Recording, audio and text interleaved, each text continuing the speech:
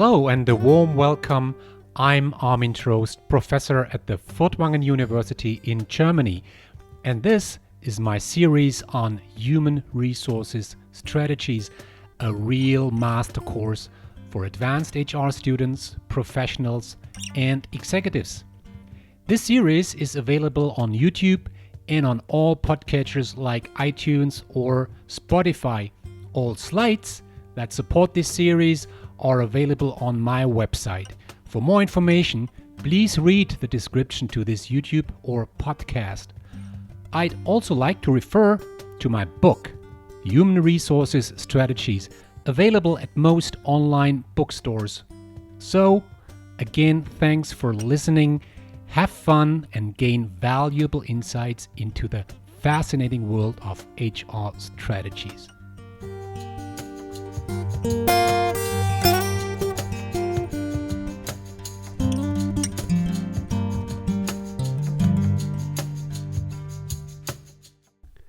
So, with this episode, we start into a completely new chapter about remuneration, compensation, salary, pay, however you name it. And it's really funny, when you go to a conference about training and development, you mainly meet women. And if you go to a conference which is more about compensation, you mainly find men. Why is that? I think that's partly due to the fact that men have more interest in numbers, things, and women more in people. I don't want to stereotype here too much, but there is a robust tendency. And there is the idea that remuneration is about money. There's the idea that remuneration is a financial thing, but it's not. It's also, of course, it's also about money, of course, but it's not a financial issue. It's a social issue. It's a psychological issue mainly, because as we're going to see, remuneration has a lot of effects on human behavior and human performance. So I would like to dig deeper into that, and I would like to highlight some areas that we have to take into consideration whenever it comes to remuneration, and that it's really much more than just finance or legal or something like this. And I would like to start with a question in the beginning, and might sound stupid in the first place, but it's really not. Why is there something like remuneration at all? You might say, it's because the people work, so they should earn money. I mean, that's why they work. Really? Is that the point? No. Yes. Also, so I would like to start to look at the meaning of remuneration. We're going to see that there are a lot of meanings. Reward very often is, of course, the reason for work. Sometimes people work because they want to receive the reward so that they can feed their families. That's clear. That does not surprise you. But sometimes, when we're going to talk about the difference between extrinsic and intrinsic motivation, very often reward is equal to work. Reward is work. Work is the reward. When you do something that you really love, really love, if you really found your passion, if you do something that fits to your talent, then work is the reward.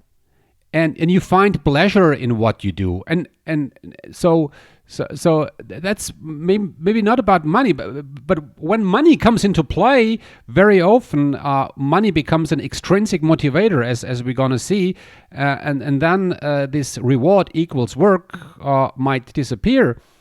If you would ask an economist why people receive rewards, they would of course say, well, that's simple.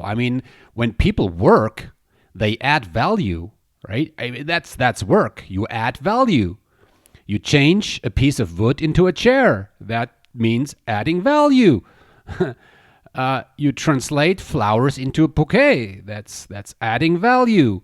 And if you want to add value, this value add has a price, and the price for adding value, work, is the reward.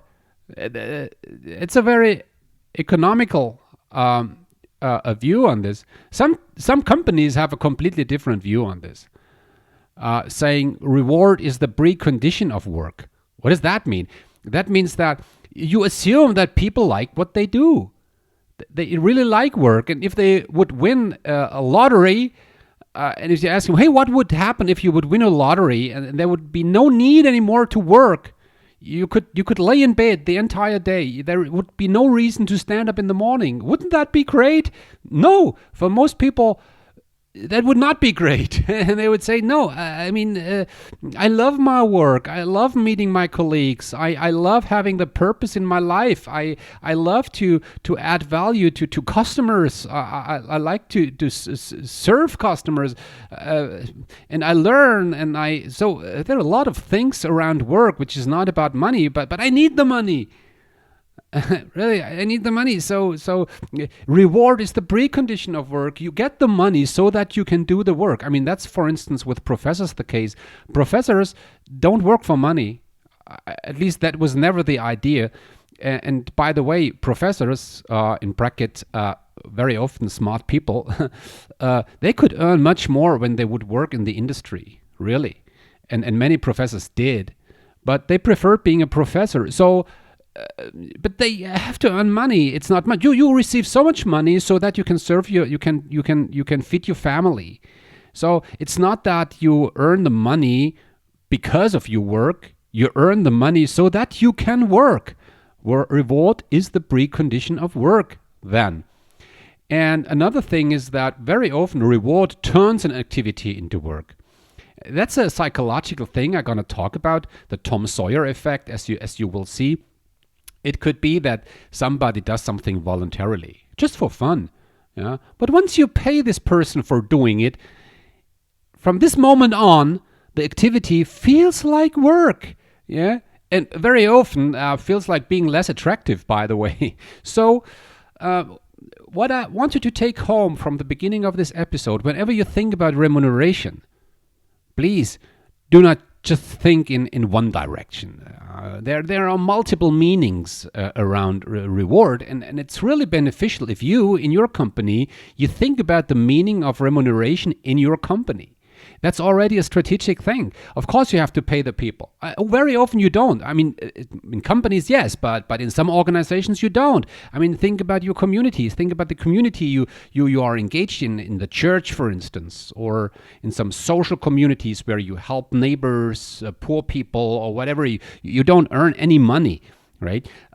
So think about this. What is the meaning of remuneration in your company? That's, as I said, a strategic idea. So when we think about remuneration, we have to take into consideration a lot of different things. A lot. I would say 4 things. 4.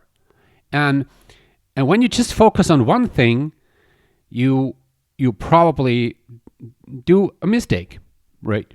I would not say that you fail, but probability is high that something in your remuneration system will not be okay. Okay, so let me walk through these 4 different things, factors, aspects, or however you name it, that are relevant. And one for sure is something that many think of initially, is whenever you remunerate people, whenever you pay salary, make sure that there is a sufficient level of equity or fairness. I mean, fairness, that's a fundamental moral basis for people. People are very sensitive. And not only people, by the way, also animals. Really, I mean, you can. There are thousands of experiments that shown when you treat animals, cats, dogs, apes, when you treat them in an unfair way, they get crazy. They really get crazy. People want to be treated fair, whatever that means. So there must be a balance between contribution on one side and remuneration on the other side. So really, we can imagine this like a two-dimensional graph where maybe on the horizontal axis you have contribution, the level of contribution, and some people they contribute less and some people contribute more. I mean, you always have this in every organization. Some do have less responsibility, some have more responsibility. Some people go the extra mile and some others don't, and some are very performant. Yeah, they perform extremely well, and others do not. So there is always this kind of variation with regards to how much people contribute to the team success, to the company success, or whatever. Okay, so this is one dimension, contribution, adding value. And the other dimension, you can imagine this as a vertical axis, is compensation. Yeah, the level of compensation.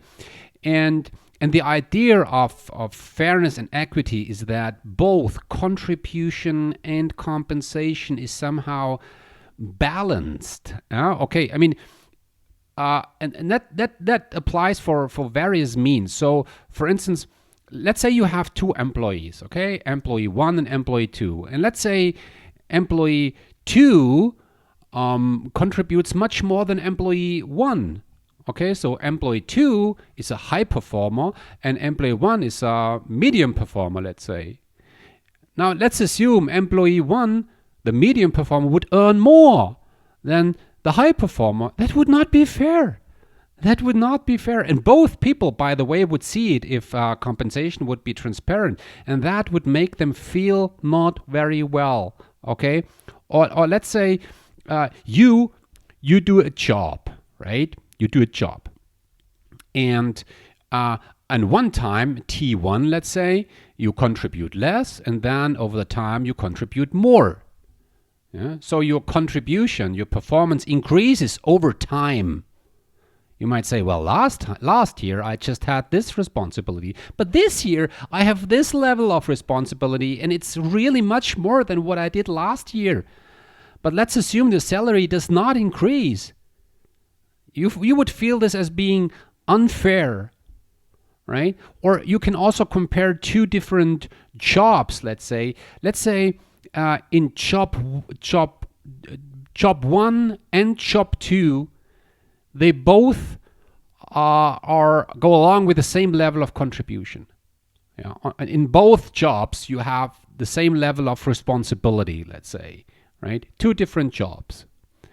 But in one job, the compensation is higher than in the other job, even though, as I said, the contribution is in both jobs the same. People would experience this as not fair. So there are various means when it comes to fairness and equity. So if an employee contributes more, he or she also should earn more, right? If one job goes along with more responsibility than another job, then the one with more responsibility should lead to a higher level of compensation than the other one, right? Or if you increase your responsibility from one time to another, then also compensation is supposed to increase. And if this is not the case, you feel that things are unfair.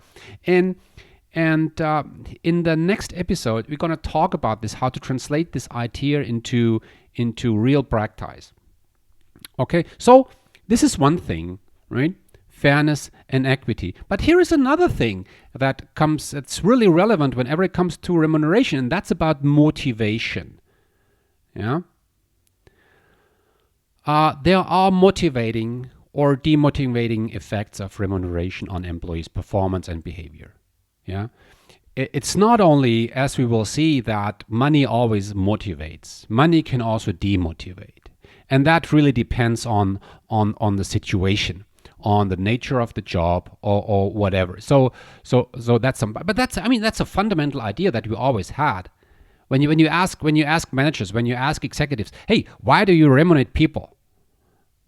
I mean, very often they come up with the idea saying, well, we do it because we want to motivate people. I mean, money motivates. Does money really motivate? Sometimes yes, sometimes no. And you have to be careful here. Really, you have to be careful. Don't be naive. Don't be naive. And luckily, as we will see, there are a lot of studies around that have shown that in some circumstances, money can increase motivation dramatically. And in some other circumstances, money can kill motivation dramatically. So better be careful. Yeah. So here you see, it's not a financial thing here. It's a psychological thing. Also, and that goes a little bit along with that is what I name social dynamic. What is social dynamic? Social dynamic is something that happens between people. Between people. And money is something that is very much relevant when it comes to leadership and organization and cooperation within teams. Money can determine, can affect the way leadership is perceived. Money can affect the extent to which people tend to cooperate or compete. Yeah, could also happen.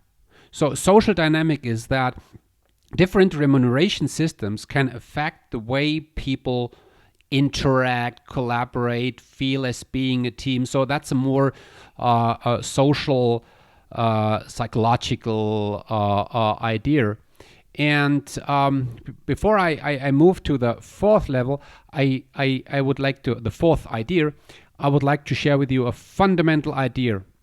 I mean, whenever people are really successful, whenever people show a high level of performance, right, then two factors always come into play. And that's probably the most simple psychological theory that we could get. When you ask, why do people perform? Why? Then there are always two answers. At least two answers. And that's something you don't need to be a psychologist to understand this.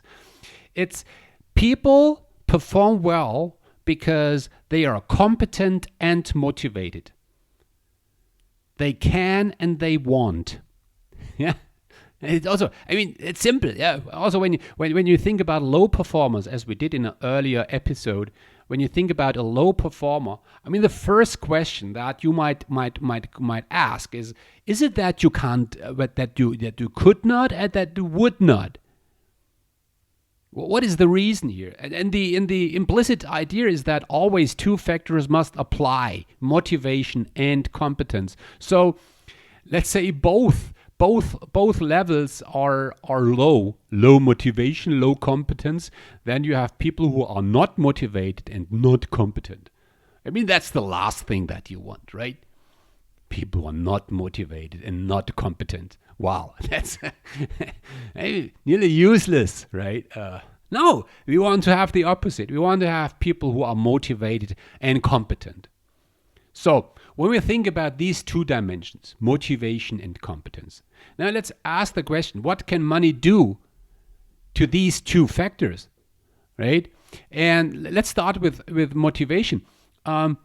Of course, remuneration, maybe something like variable pay, pay for performance, contingent reward, or however we name it, could have an effect on motivation. So sometimes you say, okay, when the people are not motivated, so simply pay them more and then they are more motivated. That could work. It could work under some circumstances.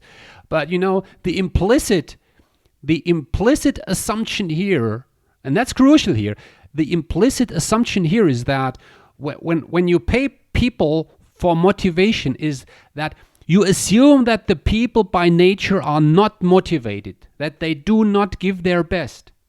Only then you use money as a motivator. If the people are fully motivated already and you pay them money, variable pay for instance, contingent reward, to boost their motivation, it will not work. It will really not. I mean, so let's think of somebody who plays golf, like myself. So you understood that I love to play golf, so I always have examples like this. So when I'm on a tournament and I play golf, you can assume that I give my best. I cannot not give my best. I have to. Really, I'm in a tournament.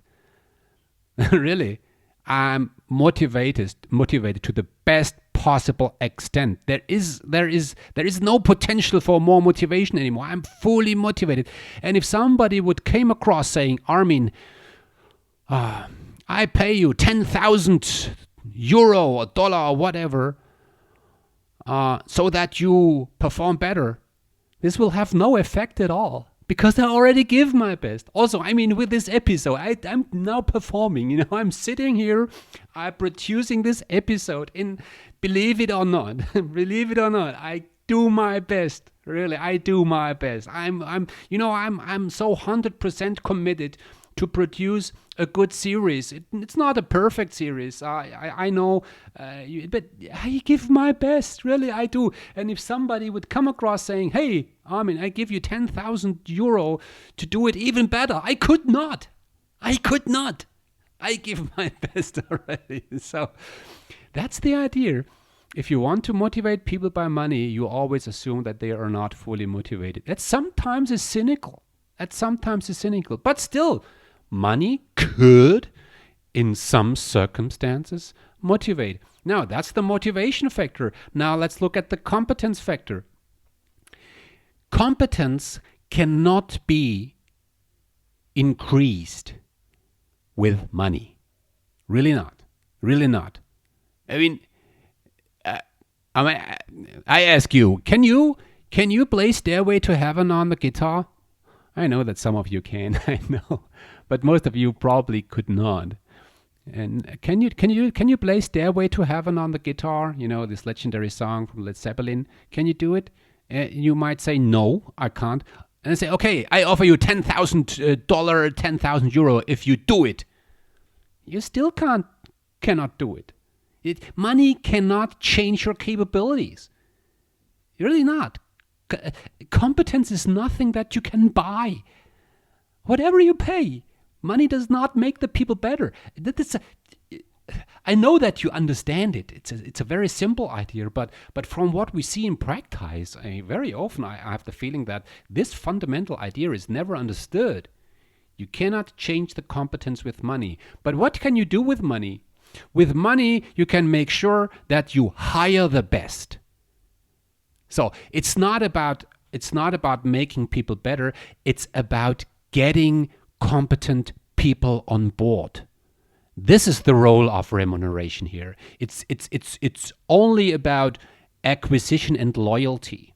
So if you want to have competent people, you have to pay them appropriately. That's the idea here. And it's not about motivation. Please see this point. It's about acquisition. Okay? Compensation, remuneration could have an effect on acquisition and loyalty. Okay? So really, that's important. Okay? So that leads me to the final idea about remuneration, which, as I have outlined now, it's about acquisition and loyalty. It's the significance of compensation in attracting and retaining employees. So, to sum it up, 4 themes, 4 ideas are always relevant whenever we think about remuneration. Really 4. The first one is equity and fairness. Make sure that that whatever you pay, it is fair. Otherwise, you will primarily demotivate people if you don't, right? Then the motivation per se. Motivation can, under some circumstances, really increase motivation, but only under some circumstances. Then the third idea is social dynamics. Make sure that remuneration affects the people in a way as you want it to do. So, and we're going to talk about this. If you want to have teamwork, don't pay something like individual pay for performance. Better don't do this, because remuneration has an effect on social collaboration, communication, group cohesion, leadership, and all the things. And the fourth idea is acquisition and loyalty. Remuneration can really have an effect on whether or not you're going to hire competent people and keep them, retain them. Okay, so that's a starter. And as I know, it was a short episode. It's an episode that just was supposed to provide a kind of first thought around remuneration. And in the next two episodes, I will look at two fundamental ideas of remuneration. The first one will be base pay. Base pay will be the first episode after this one, and in the following episode, after the next one, we're going to talk about pay for performance. Okay, so that's for the moment. Thanks for listening, and see you next time. Bye.